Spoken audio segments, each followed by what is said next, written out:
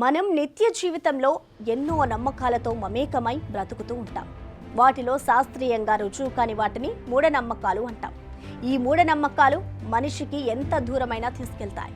ఈ మూఢనమ్మకాలు ఎక్కువగా చదువుకొని వారిలో, గ్రామాలలో, ఆదివాసీ గిరిజన సమూహాలలో కనిపిస్తుంటాయి. ఈ మూఢనమ్మకం మనిషిని మనిషిలా ఉండనివ్వదు, మనిషిని మూర్ఖంగా మారుస్తుంది. అలా మూర్ఖంగా మారిన ఓ దుర్మార్గుడు ఓ నిండు ప్రాణాన్ని బలి తీసుకున్నాడు. ఏం జరిగిందో ఇప్పుడు చూద్దాం.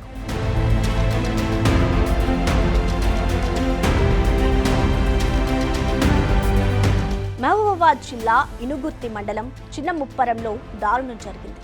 మంత్రాలు చేస్తున్నాడన్న అనుమానంతో మల్లం యాకయ్య అనే వృద్ధుడిని చంపేశారు. చిన్న ముప్పారం గ్రామానికి చెందిన రాజుకు ఈ మధ్య ఏదీ కలిసి రావడం లేదు.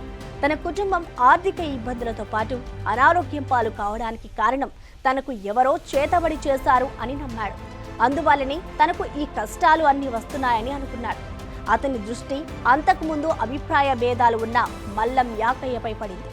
ఇతని వల్లనే తనకు ఈ కష్టాలు అని, ఇతనే తనకు చేతబడి చేశాడని బలంగా ఫిక్స్ అయిన రాజు మల్లయ్యను చంపితేనే తనకు ఈ బాధల నుండి విముక్తి అని భావించాడు.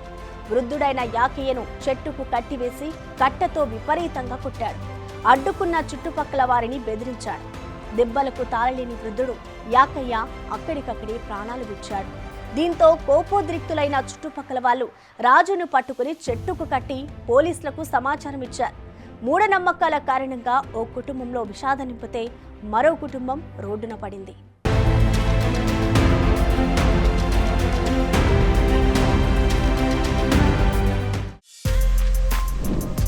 For more videos like this, subscribe Big TV channel.